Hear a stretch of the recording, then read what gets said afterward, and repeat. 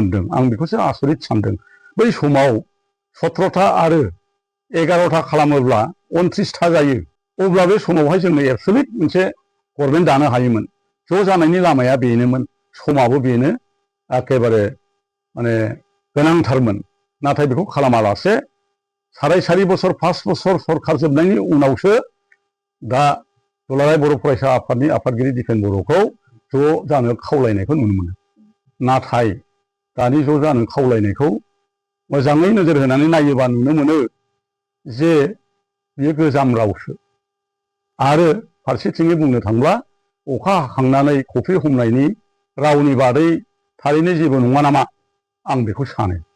आं बेखौनो बुंनो सानदों जे थांनाय कयेकदिन सिगांनिफ्राय जे प्रेस मिडिया आरो खौरां बिलाइफ्राव बुंसोलायनाय नुदों जे दुलाराय बर' फरायसा आफादनि आफादगिरि दिपेन बर'आ दानि नैबे बोथोर आरो फैगौ बिसायख'थिनि सिगां सिगां बिथाङा बर'फोरनि आन्सलिक दल, राजनितिक दल तथा इउपिपिएल, बिपिएफ आरो गुबुन गुबुन राजखान्थि दलफोरखौ हान्जाखौ ज' जानो खावलायदों।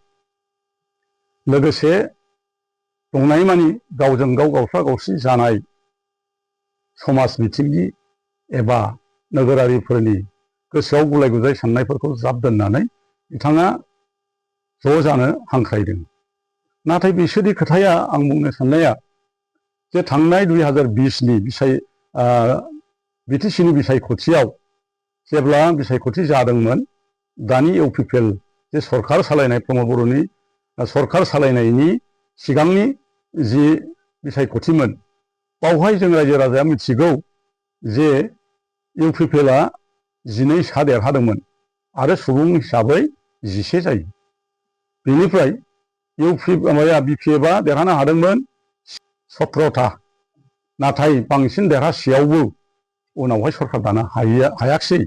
नाथाय इउपिपिएलआ 10ल' देरहानायजों बिथांमोनहा गुबुन गुबुन दोलजों लोगो लानानै बे समावहाय माने जोंनि हारिनि अलखद समब्लाबो आरो मोनसे जांख्रिथायनि गेजेराव गोदान मोनसे रादाय लाबोनायनि उनावब्लाबो बिथांमोना बांसिन देरहानाय 17थाजों गभर्नमेन्ट खालामालासे, खौसे जायालासे गुबुन गुबुन बिजेपि, जिएसपि आरो कंग्रेसखौ लानानै सरखार खालामदों।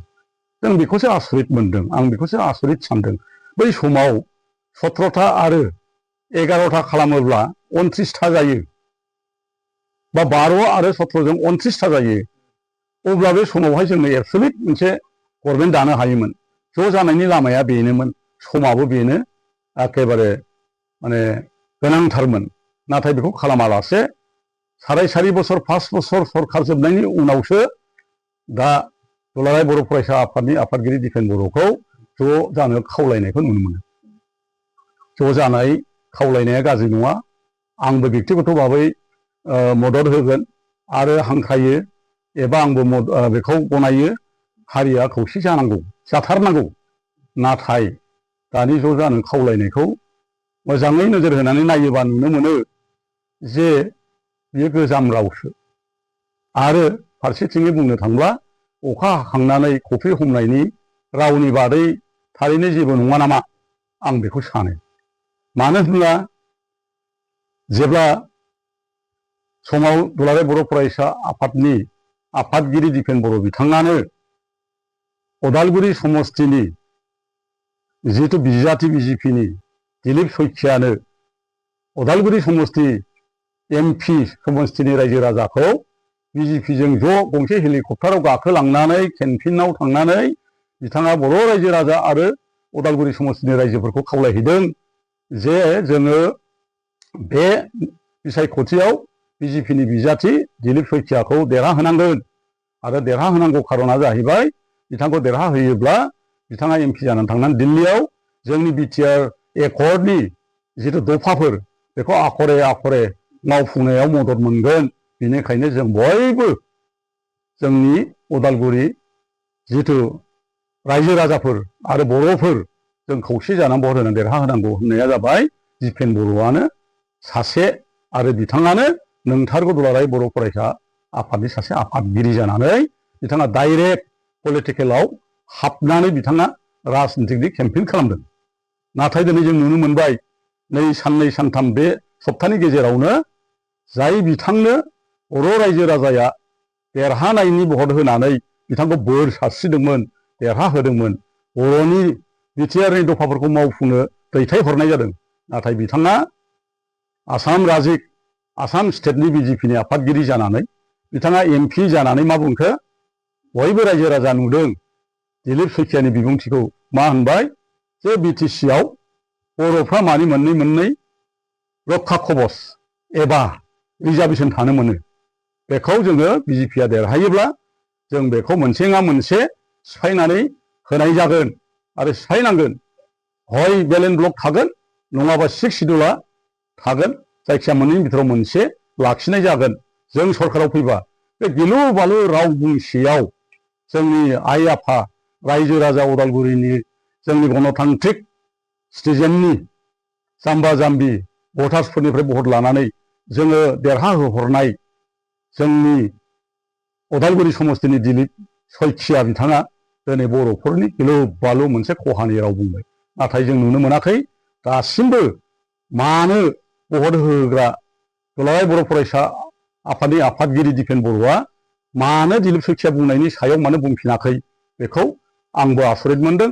आरो जोंनि साननो गोरों बेक्तिफ्रा सोंसोलायदों, बुंसोलायदों मानो काउन्टार होदिया। नाथाय जोङो बिथांखौ दाबो काउन्टार होनाय नुवाखै।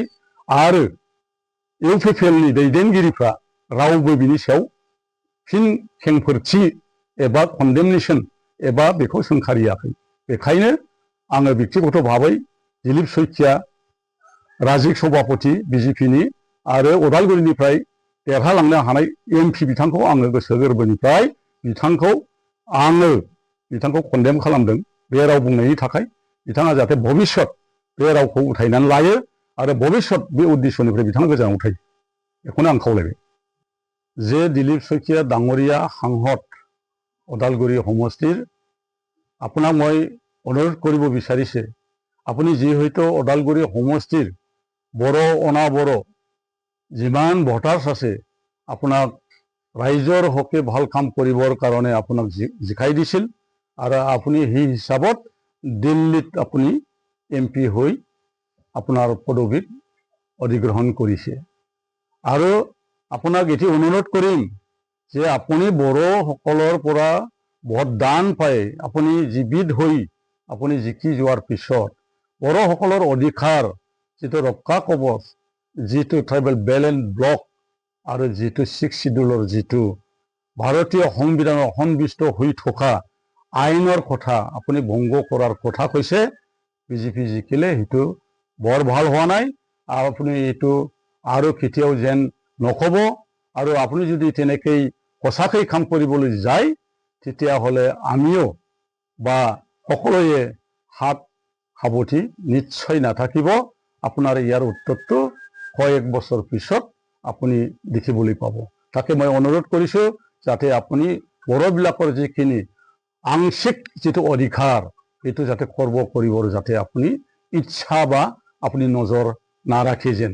যে दुलाराय बर' फरायसा आफादनि जेसेबां आफादगिरि जाबोदोंमोन आं बेखिनिखौ नुबोआखैमोन जे रावबो दुलाराय बर' फरायसा आफादनि आफादगिरि जानानै जाथिनि हाबा मावबोदोंबाबो, रायजो बिनायनि सोमावसारदोंब्लाबो, रावनि थुनलाइनि सोलोंथाइनि बिथिङाव सोमावसारबोदोंबाबो, हांखोनि सोमावसारनायाव बाहागो लादोंब्लाबो, नाथाय सासेबो जोंनि दुलाराय बर' फरायसा आफादनि आफादगिरि जाबोनाय बिथांमोनहा मानगोनां बिथांमोनहा रावबो थोंजोङै राजनितिकआव बाहागो लाबोनायखौ आं नुवाखै।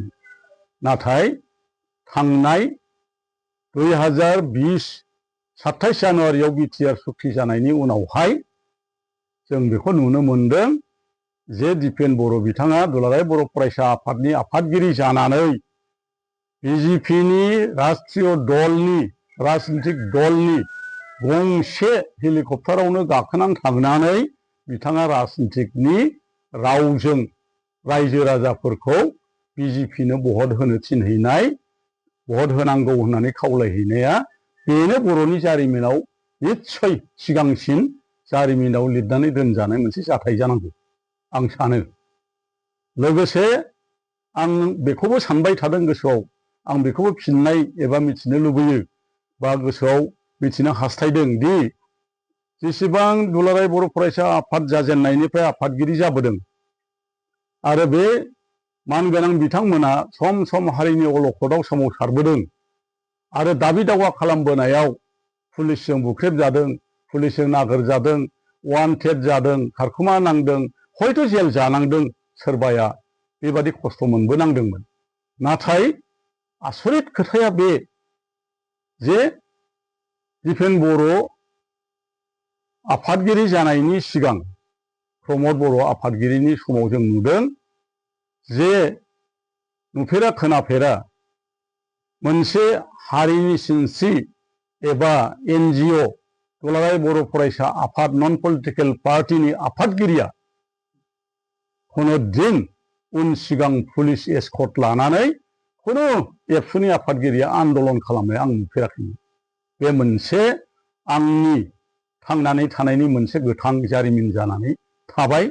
आं बेखौनो मिथिनो लुबैदों, सासे दुलाराय बर' फरायसा आफादनि NGO आफादगिरिया माखौ गिनानै पुलिस एस्कर्ट लाखो उन सिगां?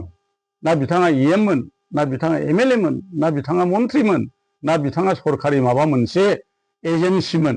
बिथाङा बबे खारनाव उन सिगां पुलिस एस्कर्ट लानानै गिदिङोमोन? बे मोनसे हारिनि गेजेराव नुफेरै नुथाय आं सानो।